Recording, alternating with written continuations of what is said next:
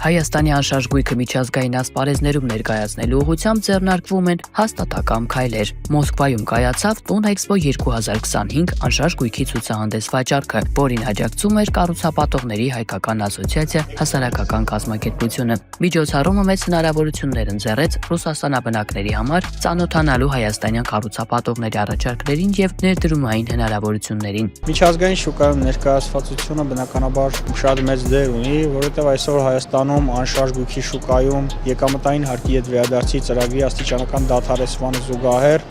կամ ներդրումային միջավայրում ծնվող նոր գործիքների ֆոնին զուգահեռ կարևորվում է նաև օտարերկրյա ներդրողների եւ օտարերկրյա ֆիզիկական կամ իրավաբանական անձանց կողմից Հայաստանի